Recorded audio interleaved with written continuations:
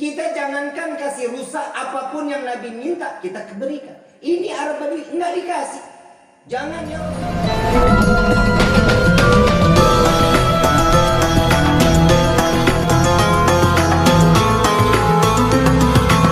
Salawat beserta salam terlimpah curah keharibaan Nabi besar Muhammad sallallahu alaihi wasallam beserta keluarga, sahabat hingga umatnya sampai yaumil qiyamah. Amin ya rabbal alamin. Ma'asyiral hadirin rahimakumullah. Tidak ada manusia yang disempurnakan oleh Allah di dunia ini melainkan kesempurnaan hanya milik Allah. Tidak ada manusia yang dimuliakan di dunia ini melainkan kemuliaan ada pada Allah. Tidak ada suatu penghormatan oleh manusia lain ke manusia yang lain kecuali yang paling terhormat, ia adalah Allah. Titel yang diberikan oleh Allah hanya untuk beberapa para anbiya dan rasul, sebagaimana Nabi Muhammad sallallahu alaihi wasallam, wa ma arsalnaka illa rahmatan lil alamin. Nabi diberikan titelnya Allah dengan yang dikatakan Nabi yang penuh kasih sayang, Nabi yang penuh dengan kehormatan, Nabi yang penuh dengan kemuliaan, manusia yang dimuliakan oleh Zat yang maha mulia. Dia adalah Sayyidina Muhammad sallallahu alaihi wasallam. Sekarang saya mau tanya, cinta sama Rasulullah? Kalau kata orang Banda Aceh, love is blind. Betul, betul. Cinta itu buta. Cinta itu nggak kenal waktu. Yang kurang baik jadi baik, yang jauh jadi dekat, yang tinggi tetap tinggi, yang gendut jadi fitnah, yang gembrot jadi apa? Semua yang dikatakan di dunia ini kalau katanya cinta mah semua indah demi orang yang kita cintai. Saya mau tanya sama bapak, bapak cinta sama ibu? Jangan malu-malu pak, lepaskan saja. Bapak cinta sama ibu pak? Ada pengorbanannya? Ada pastinya. Saat melamar, berkorban bukan biaya. Gak ada uang cari walaupun itu pinjaman. Betul pak? Betul pak? Buat siapa? Buat yang dicinta, yang cintai. Tapi cintanya bapak ada batasan sama ibu? Ada? Ada bu katanya. Sekarang saya tanya ibu, nih maaf saya sebelum melanjutkan. Biasanya saya kalau udah cerita cinta, omongan suami sama istri biasanya pulang sampai rumah bisa retak rumah tangganya. Ibu cinta sama bapak, ada pengorbanannya. Apa? Nyuci, ngepel, nyapu, betul? Masak, ngurus anak, ngurus suami, betul? Itu istri apa pembantu? Betul pak, betul. Masing-masing punya beban, masing-masing ada yang dikorbankan. Ada. Semua karena cinta. Kalau omongannya cinta, kita bicara cinta, nggak ada yang namanya cinta itu nggak nikmat. Nggak ada yang namanya cinta itu nggak akan pernah masuk ke dalam hati.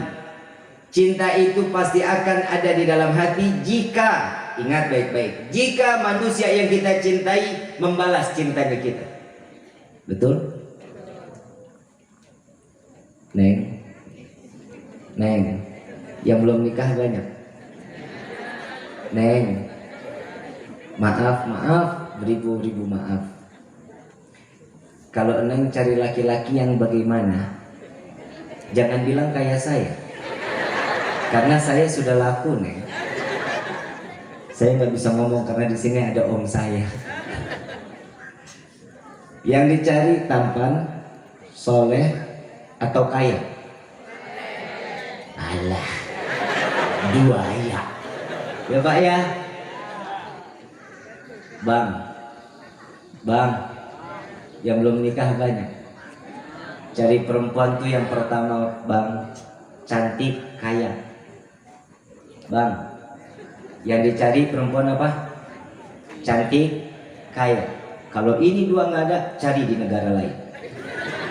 Betul. Ini Nabi yang ngomong, bukan saya. Nabi yang pertama dikatakan, carilah wanita yang cantik rupanya. Memperbaiki keturunan. Betul kan?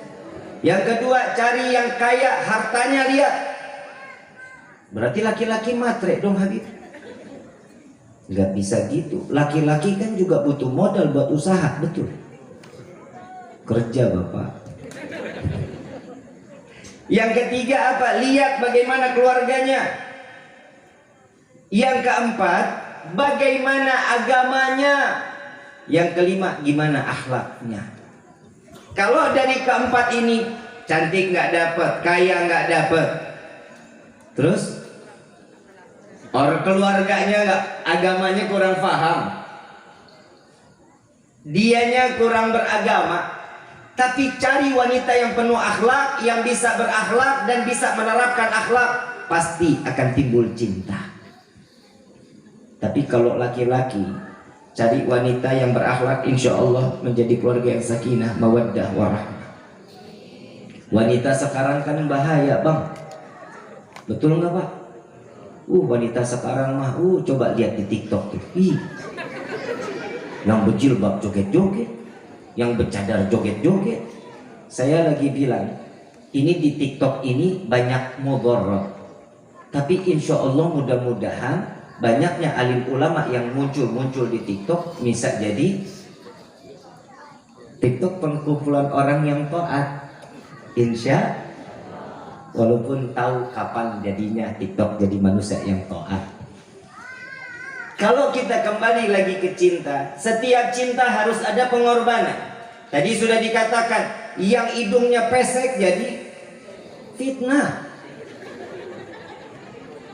Yang pesek tetap pesek, yang hitam jadi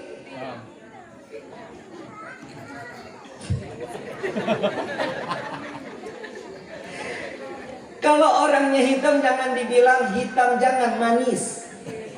Betul nggak? Orang Aceh manis semua. Mulai.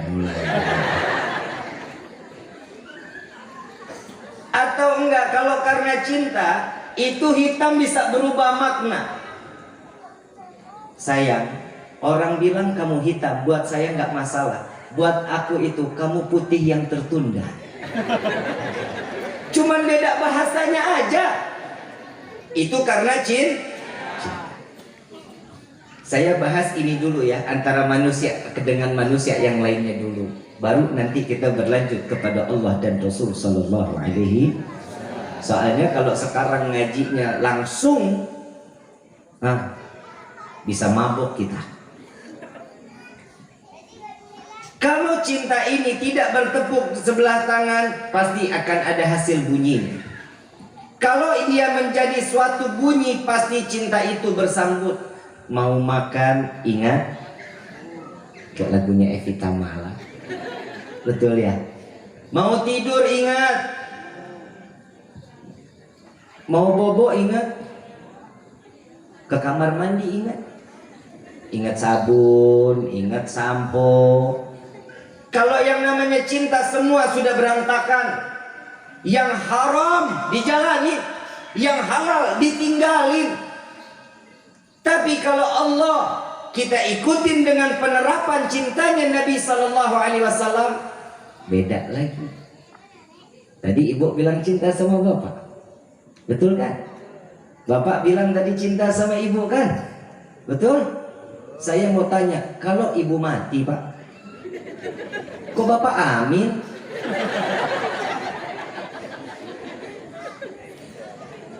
Pak, ibu mati, Bapak mau nemenin di liang lahat, Pak. Cintanya palsu. Ibu begitu juga, Bapak mati, ibu mau nemenin di liang lahat. Nggak mau, dibandingkan hitung warisan. Cintanya manusia pasti ada batasan, cuman sampainya di liang. Nggak akan pernah lebih. Jika orang yang dititipkan iman, pasti cintanya akan dibawa sampai ke dalam surganya Allah. Lihat bagaimana Nabi Muhammad SAW. Cintanya kepada umat, la ilaha illallah. Enggak mandang waktu, enggak mandang lelah.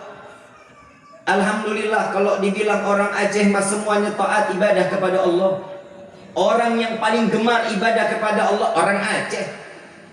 Dan itu nggak bisa dipungkiri. Ketaatannya luar biasa. Sekarang saya mau tanya, Nabi pernah sholat sampai kakinya bengkak? Pernah kita sholat sampai kaki bengkak? Pernah. Asam urat. Betul. Kita pernah nangis di tengah malam ditinggal suami.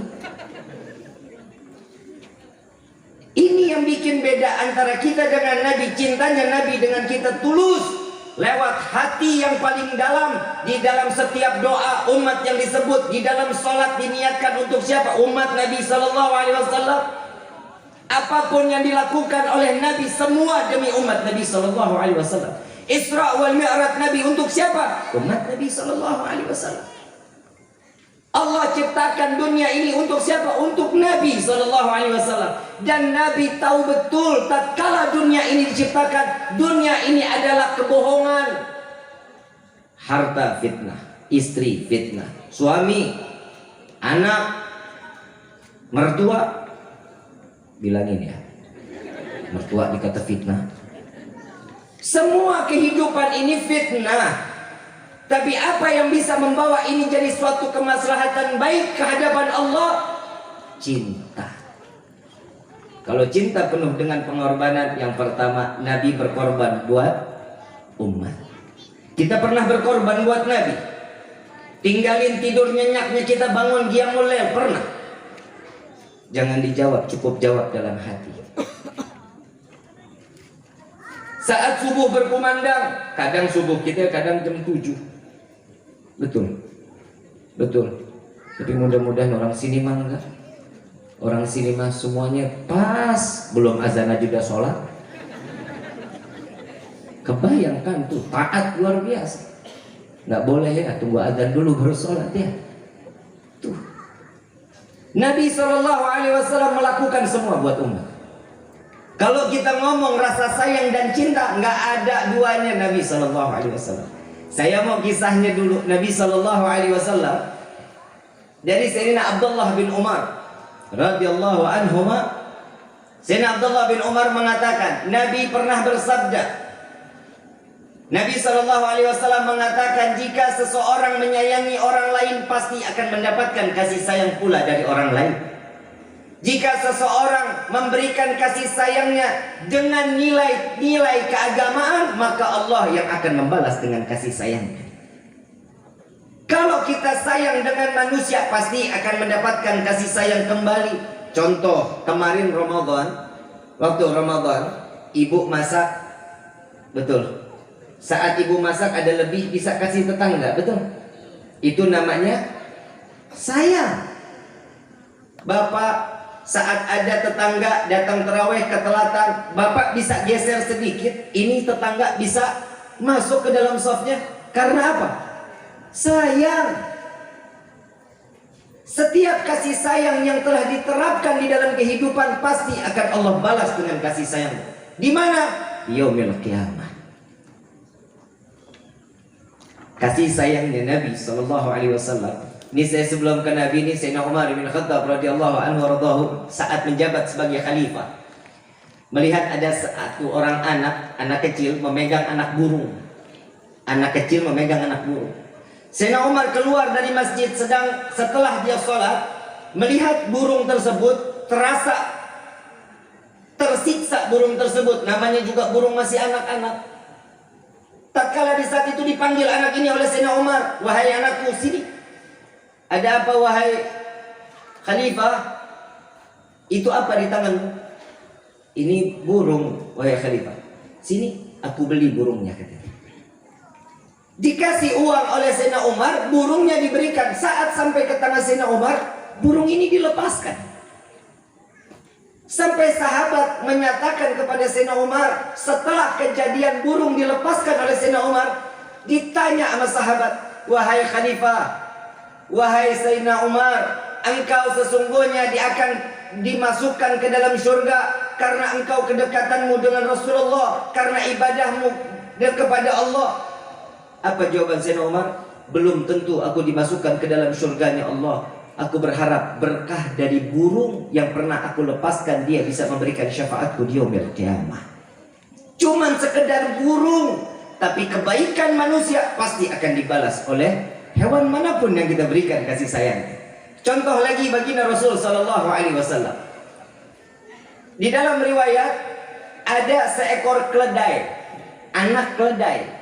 Anaknya ini, keledai ini udah yatim piatu dari kecil. Keledai yatim piatu, bisa kebayang mau haram di lebaran. Keledai nggak punya ibu, nggak punya bapak. Setiap hari keledai ini duduknya di depan rumah Nabi. Ini kitabnya ada di dalam kitab yang dikarang oleh Syed Muhammad bin Alwi Al-Maliki. Beliau ini yang namanya keledai duduk di depan rumah. Setiap pagi Nabi SAW memberikan makanannya. Nabi makan roti, dikunyah rotinya dengan madu sampai halus, lalu madu dan rotinya diberikan ke keledai tersebut. Setiap pagi itu yang diberikan oleh baginda Rasul sallallahu alaihi wasallam. Sampai sudah berapa lama keledai ini menjadi dewasa, Nabi sallallahu alaihi wasallam meninggal dunia. Tatkala sepeninggalnya Nabi, keledai ini setiap hari masih ada di hadapan rumah Nabi Muhammad sallallahu alaihi wasallam. Dan di saat 1 hari, 2 hari, 3 hari, keledai ini kok setiap hari nggak keluar Nabi. Sampai-sampai keledai ini lari menuju sumur yang cukup dalam. Turun keledainya, loncat ke dalam sumur. Sampai ulama mengatakan bahwa keledai ini frustasi, sudah tidak menggapai cintanya Nabi Muhammad sallallahu alaihi wasallam. Keledai saat dimana sudah tidak mendapatkan perhatian dari Nabi, kasih sayang Nabi, lebih baik keledai tersebut mati katanya. Kok kita tenang-tenang hidup di dunia, belum tentu dapat kasih sayang Nabi, kok kita senang?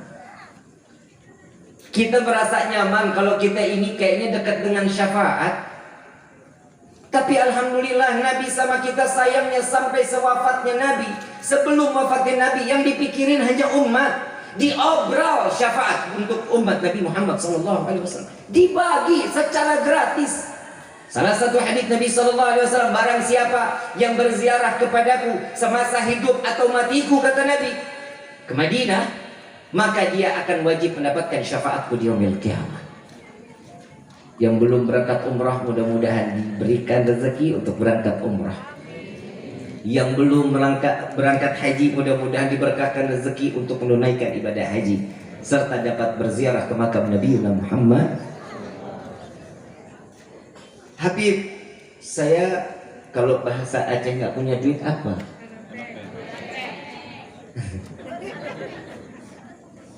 Habib, hanapeng. Betul. Udah betul nih. Udah bisa jadi orang Aceh saya. Nggak punya uang, Habib, gimana caranya kita bisa sampai ke Mekah? Bagaimana bisa berziarah ke makam Nabi? Syafaat yang kedua dikatakan oleh Nabi apa? Barang siapa yang berdoa setelah azan, Allahumma rabba hadhihi da'wati tam wa salatil ila akhir, dibaca sampai akhir. Setelah itu apa kata Nabi? Barang siapa yang berdoa setelah azan, wajib mendapatkan syafaatku di yaumil qiyamah. Syafaat gampang apa susah? Susah didengar mah gampang. Begitu azan subuh kita juga masih tidur. Begitu dengar zuhur kita lagi sibuk kerja. Asar lagi di jalan. Begitu maghrib suara klakson. Begitu isya ketiduran. Kapan mendengar suara azannya? Justru inilah yang membuat Nabi SAW meringankan untuk umat segera mendapatkan syafaat yaumil qiyamah. Kalau kita ngerasa cinta sama manusia, binatang pun cinta sama Nabi. Dan Nabi ngebales cintanya binatang. Ada seekor rusa, ada Arab Badui di zaman Nabi, hobinya itu berburu rusa. Saat dia sedang berburu rusa, ternyata yang didapati rusa yang sedang menyusui. Ini mungkin sebagian besar telah mendengar cerita ini. Kisah ini, surah ini, Masya Allah, luar biasa. Banyak yang kenal sejarah ini. Rusa tersebut memanggil Nabi dengan mengucapkan salam, Assalamualaikum ya Rasulullah. Nabi ini punya mukjizat, semua mukjizat para anbiya Nabi punya. Bisa mendengar suara binatang dan faham betul apa yang dikatakan. Lalu sampai di situ Nabi SAW mencari-cari, ternyata keluar dari lisan seekor rusa. Saat sedang diikat, Nabi membantu untuk membuka ikatannya. Arab Badui, tahu Arab Badui ya? Arab Badui itu kalau kita bilang nih, ya akhlaknya kurang. Kalau ngomong seenak-enaknya. Hei, siapa tuh? Kata, saya Rasulullah SAW. Oh, ada apa ya Muhammad? Buat apa? Saya ingin membuka ikatan dosa ini. Oi, jangan. Nabi minta mau buka, nggak boleh. Kita jangankan kasih rusak, apapun yang Nabi minta kita berikan. Ini Arab Badui nggak dikasih. Jangan ya Rasulullah, hamba ini udah capek nyarinya. Ini minta izin kepadaku. Cuman mau ke belakang bukit, mau kasih susu buat anak-anaknya, mau menyusui anak-anaknya. Ya Rasulullah, engkau percaya dengan binatang? Iya, aku percaya. Dia mengatakan ia akan kembali, kata si rusa. Dia akan kembali ke tanganmu. Ya Rasulullah, jika rusa ini tidak kembali, apa jaminannya untukku, kata Arab Badui tersebut. Nabi dimintain pertanggungjawaban. Apa jawaban Nabi SAW? Jika rusa ini tidak kembali, aku jaminannya untukmu, kata Nabi SAW. Rusa mendapatkan jaminan Nabi. Dilepas rusa ini sampai ke belakang bukit menyusui daripada anak-anak, turun kembali ke hadapan Nabi. Ya Rasulullah, selesai sudah. Arab Badui ini tercengang melihat rusanya betul balik lagi. Jujur rusanya. Tatkala di saat itu rusa mengatakan, ya Rasulullah, anak-anakku sudah kembali kenyang, kata. Ini Arab Badui mengatakan, wahai Rasulullah, aku lepaskan rusa ini untuk dia membesarkan anak-anaknya. Mendapatkan syafaat, rusa mendapatkan syafaat Nabi Muhammad SAW. Masih ada lagi binatang yang mendapatkan syafaat Nabi. Ada seekor unta, kurus untanya. Saat Nabi melangkah, unta ini nengok, Assalamualaikum ya Rasulullah. Waalaikumsalam. Unta ini mencium kaki Nabi Muhammad SAW. Lalu unta ini berbisik di telinga Nabi, ya Rasulullah, aku ini binatang yang tersiksa. Aku merasa dizalimi. Apa yang membuatmu dizalimi, wahai unta? Ya Allah, bukan manusia yang mengadu, binatang ngadu sama Nabi didengerin. Apa yang membuatmu merasa dizalimi, wahai Nabi? Wahai Rasulullah, aku dipekerjakan cukup amat keras, namun aku tidak layak diberikan makan dengan majikanku. Ditanya oleh Nabi, siapa pemilik unta ini? Sahabat mengangkat tangan, aku ya Rasulullah, zalim. Tubna ilallah, taubat kau kepada Allah. Engkau telah berbuat zalim kepada unta ini. Unta ini telah mengadu kepadaku, dipekerjakan dengan secara keras, namun engkau kurang memberikan makan kepadanya. Apa jawaban dari sahabat ini? Ya Rasulullah, ini unta benar-benar mengadu kepadamu, maka di hari ini aku tidak akan pekerjakan untaku ini selain aku memberikan makan dengan kehidupan yang sehat. Unta mendapatkan syafaat Nabi. Sekarang selalu kita minta bermunajat kepada Allah agar kita selalu diberikan syafaat Nabi SAW. Kira-kira kita pantas mendapatkan syafaat Nabi? Ibu bapak yang dirahmati oleh Allah, kalau kita cinta sama manusia ada batasan. Cinta Nabi tidak pernah berbatas untuk kita. Cinta kita selalu meminta, ya kalau kita bilang kita mah pura-pura cinta sama Nabi. Kita mengatakan kita cinta, tapi perilaku kita tidak mencontohkan baginda Rasul SAW. Contoh, hal sunnah yang dijalankan oleh Nabi, pakai sandal kaki kanan, buka sandal kaki kiri, masuk kamar mandi sebelumnya baca doa, masuk kamar mandi dengan kaki, jangan pernah loncat dua-duanya, itu nanti kalau kegeledak bisa mati kita. Masuk dengan kaki kiri. Saat kita membuang kotoran, saat kita buang air besar, buang air kecil dalam keadaan jongkok. Ini saya mau ajak hitung-hitungan pahala kamar mandi. Mau? Benar. Yang pertama, sebelum masuk kamar mandi baca doa, ikutin sunnah Nabi, pahalanya sudah berapa? Doanya apa? Allahumma barik lana, Allahumma inni a'udzubika minal khubuthi. Masuk dengan kaki 2 pahalanya. Betul?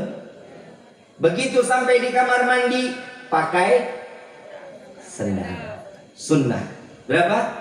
3. Saat buang kotoran dalam keadaan jongkok. Saat ingin pipis, kaki kirinya diangkat, ini dilurusin. Saat buang air besar, kaki kanan yang diangkat, kaki kiri dilurusin. Sunnah bukan? Berapa berarti sunnahnya? 3 ya, jadi 4 ya. Selesai itu kita istinja, basuh, bersih, membersihkan diri dengan tangan kanan. Bahaya juga kalau tangan kanan. Habis tangan kanan makan pakai kari. Oh, cakep banget itu. Pakai tangan, berapa sudah pahalanya? Selesai dari istinja, selesai itu mengambil wudu. Sunnahnya udah berapa? Keluar kamar mandi kaki kanan. Berapa berarti pahalanya? Selesai tutup dengan berapa pahalanya? Masuk kamar mandi jika mengikutkan Nabi 8 pahalanya. Mau nggak mau, suka nggak suka, itu yang kita jalani. Ada yang seminggu cuma sekali masuk kamar mandi. Entar dirapel pipisnya, entar aja minggu depan. Oh, buang airnya entar deh 2 minggu lagi. Ada yang begitu. Setiap hari pasti kita ke kamar mandi, wajib kita ke kamar mandi. Jika itu yang kita lakukan, ya ilaha illallah, subhanallah, 8 pahala. Minum, makan, masih banyak sunnah Nabi SAW. Jika ini diterapkan setiap sunnah Nabi, maka demi Allah umat Nabi nggak ada yang masuk neraka. Insya Allah semuanya disurgakan oleh Allah. Amin ya Rabbah. Nah, ini masalahnya. Berat atau enggak? Berat atau enggak? Kalau katanya cinta mah nggak akan pernah berat. Yang berat cuma rindu, itu juga kata Dilan. Betul nggak? Dilan bilang apa? Jangan rindu, kamu nggak akan